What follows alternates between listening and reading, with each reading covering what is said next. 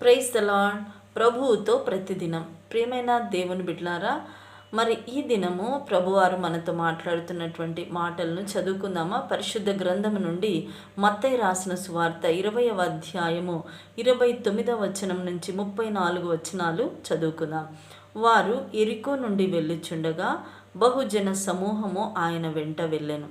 ఇదిగో, త్రోవ ప్రక్కన కూర్చున్న ఇద్దరు గ్రుడ్డివారు యేసు ఆ మార్గమున వెళ్ళుచున్నాడని విని, ప్రభువా, దావీదు కుమారుడా, మమ్ము కరుణింపుమని కేకలు వేసిరి. ఊరకుండుడని జనులు వారిని గద్దించిరి గాని వారు, ప్రభువా, దావీదు కుమారుడా, మమ్ము కరుణింపుమని మరి బిగ్గరగా కేకలు వేసిరి.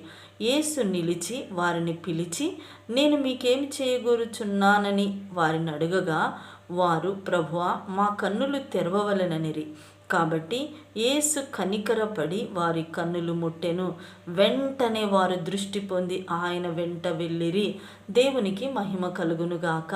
ప్రియమైన దేవుని బిడ్డ, ఇక్కడ మనం చదివినటువంటి లేఖన భాగంలో ఇద్దరు గుడ్డివారు కనబడుతున్నారు. వారు యేసయ్య రాకను గుర్తుపట్టారు. వారు జనసమూహం అంతా కూడా యేసయ్య శిష్యులతో మరి ఎరికో ప్రాంతంలో వెళ్తూ ఉన్న సందర్భంలో ఈ గుడ్డివారు గమనించి యేసు ప్రభువారిని పిలుస్తూ ఉన్నారు. ఎలా పిలుస్తున్నారు? దావీదు కుమారుడా, మమ్మను కనికరించుము, కరుణించుమని కేకలు వేస్తున్నారు. మరి యేసు ప్రభువారు యేసేపు కుమారుడు కదా, కానీ వాళ్ళు ఎందుకు దావీదు కుమారుడు అంటున్నారు? అనగా మరి మెస్సియా రాబోతున్నాడు, దావీదు కుమారుడే కదా మెస్సియా అని ప్రవచనాలు తెలియజేస్తున్నాయి కదా అని వారు గ్రహింపు కలిగిన వారుగా ఉన్నారు. అనగా నిరీక్షణ కలిగిన వారుగా ఉన్నారు. మెస్సియా కొరకు కనిపెట్టే క్రమములో వారు ఉన్నారు. ప్రియమైన దేవుని బిడ్డలారా, చూడండి, దావీదు కుమారుడా, మమ్మను కరుణించుమని కేకలు వేస్తూ ఉన్నప్పుడు వారి చుట్టూ ఉన్న వారి జనులు ఏమంటున్నారు? వారి కేకలను అణిచివేయాలని మరి వారిని గద్దిస్తూ ఉన్నారు. ఎందుకు మీరు కేకలు వేస్తున్నారు అని వారిని గద్దిస్తూ ఉన్నప్పుడు ప్రియమైన దేవుని బిడ్డలారా, వారు మరింత గట్టిగా కేకలు వేశారు. కేకలనగా మన ప్రార్థనలే, మన మొరలే దేవుని సన్నిధికి చేరుతాయి తప్పనిసరిగా.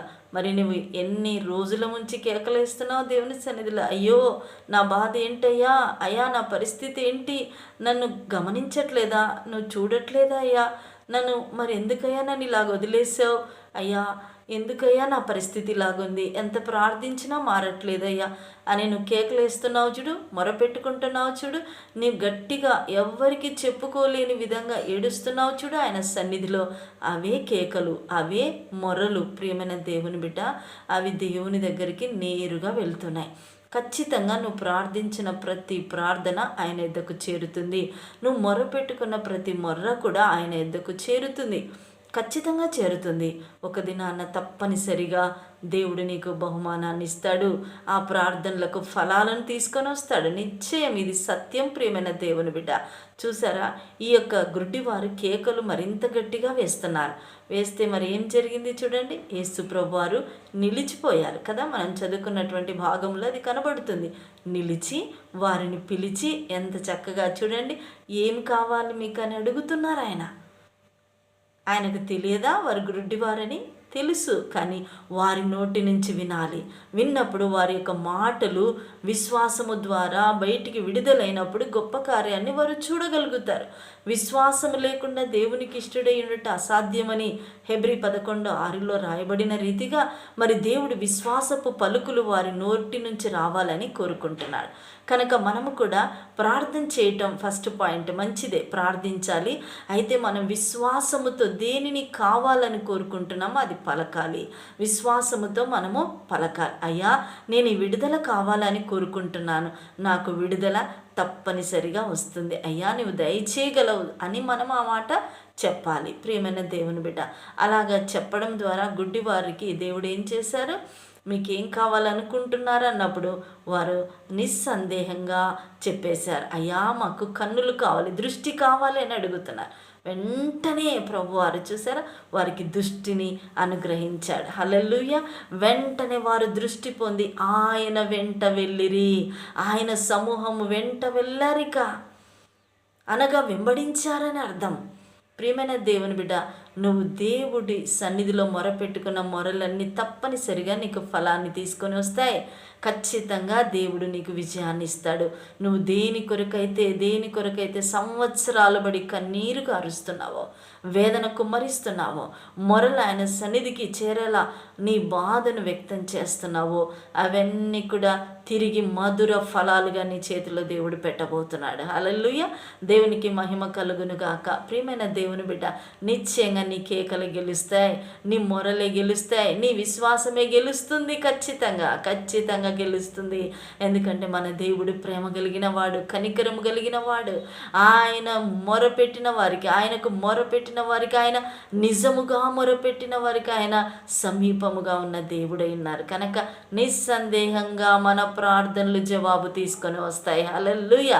చూసారా, ఈ గ్రుడ్డి వారి కేకలు గెలిచాయి. ప్రేమైన దేవుని బిడ్డ, మరి నీ ప్రార్థనలు కూడా గెలిచే రోజు దగ్గరుంది. వెంటనే దేవుడు నీకు అద్భుతాన్ని చేయగలడు, చేస్తాడు. ఎదురు చూస్తూ నిరీక్షణ కలిగి ఉన్న నిన్ను ఎప్పుడు కూడా ఆయన ప్రక్కకు నెట్టివేయడు. ప్రియమైన దేవుని బిడ్డ, తప్పనిసరిగా దేవుడు నీకు ఒక గొప్ప అద్భుత కార్యాన్ని దేని కొరకు ఎదురు చూస్తున్నావో అది తప్పకుండా నువ్వు పొందుకుంటావు. దేవునికి మహిమకరంగా నిలబెట్టుకుంటాడు ఆయన, నిలబడగలుగుతావు. హల్లెలూయా.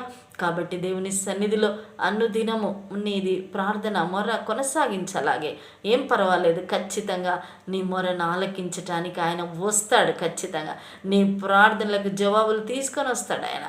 నిలుస్తాడు, నీ దగ్గరకు వచ్చి నిలిచి వెంటనే నీకు జవాబిస్తాడు. హల్లెలూయా. ప్రియమైన దేవుని బిడ్డ, వాక్యాన్ని నమ్ముదాము, స్వీకరిస్తాం. అలాగే దేవుడు చెప్పిన రీతిగా విశ్వాసముతో ఎదురు చూద్దాం, నిరీక్షణ కలిగి ఉందాం. తప్పనిసరిగా మన ప్రార్థనలు ఫలిస్తాయి, మన విశ్వాసపు కేకలు గెలుస్తాయి, మన మొరలు ఆయన సన్నిధికి వెళ్ళి నిశ్చయంగా ఫలాలు తీసుకొని వస్తాయి. అలాంటి కృప దీవెన మన జీవితాలకు సమృద్ధిగా దేవుడు దయచేయనుగాక. ఆమేన్. ప్రార్థన చేసుకుందాము. స్తోత్రము దేవా, గొప్ప తండ్రి, మహాగణుడా, మహోన్నతుడమైన దేవా, మీ బంగారు పాదాలకు స్తోత్రం. అవును దేవా, గ్రుడ్డి వారి కేకలు గెలిచే వారిని ఎదుట మొరపెట్టుకున్నారయ్యా. వారి మొరలను నిర్లక్ష్యం చేయలేదు తండ్రి.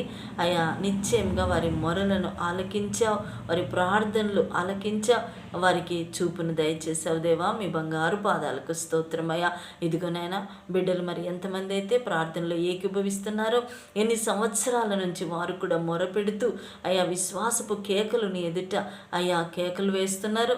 వారు తప్పనిసరిగా నీ సన్నిధిలో ప్రార్థనా ఫలాలు పొందుకుంటారని ప్రభువా ఆశ కలిగి ఉన్న బిడ్డలందరినీ కూడా ప్రభువా నీవు నాయన దీవించి ఆశీర్వదించి వారి ప్రార్థనలకు జవాబునిచ్చుతున్న తండ్రి, మీకు స్తోత్రాలు నాయన. ఇలాగున్న బిడ్డలు నీ సన్నిధిలో ఎదురు చూడటానికి మీరే కృపనిస్తూ నడిపిస్తున్న విధానాన్ని బట్టి కూడా మీకు వందనాలు తండ్రి.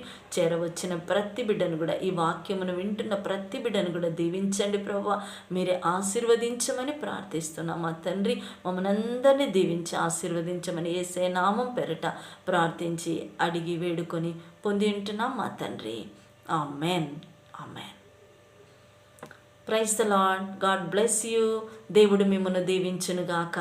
ప్రియమైన దేవుని బిడ్డలారా, ఇది విన్న తర్వాత ఈ వర్తమానాన్ని అనేకులకు షేర్ చేయండి. ఒక మంచి సువార్తను అనేకులకు అందించటం ద్వారా మనం ఎంతో దీవించబడతాం. వారు మేలు పొందుకుంటారు, వారు విశ్వాసాన్ని వృద్ధిపరుచుకుంటారు, దేవునిలో అంటు కట్టబడుతూ వస్తారు. మరి అలాగనే చేయటానికి మరి నీవు కూడా ముందుకు వెళ్ళు, దేవుని యొక్క పనిలో సాగు. ప్రియమైన దేవుని బిడ్డ సహాయం చేయి, ఇతరులకు సహాయం చేయటం అలవర్చుకో. ఎందుకంటే సహాయం చేయడం దైవ లక్షణం. కాబట్టి ఒక మంచి వార్త వారికి తెలియజేస్తే నువ్వు దీవించబడతావు, నీతో పాటు వారు దీవించబడతారు. కనుక మరి తెలియజేయి. దీన్ని లైక్ చేయమని, షేర్ చేయమని, సబ్స్క్రైబ్ చేసుకోమని మరి వారికి తెలియజేయి. దేవునికి మహిమ కలుగును గాక. God bless you. దేవుడు బహుగా మిమ్మల్ని దీవించును గాక. ఆమేన్. ఆమేన్. ఆమేన్.